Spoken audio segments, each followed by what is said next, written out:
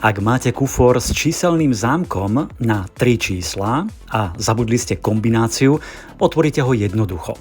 Nájdite pod číslom malú dierku alebo priehlbinku. Nastavte ju takmer do stredu, jemne do pravej strany, aby sadlo na stred číslo. Nastavte všetky 3 čísla týmto spôsobom.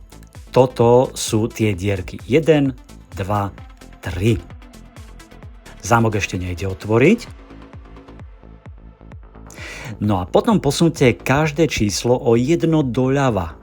Kufor sa ešte samozrejme stále nedá otvoriť.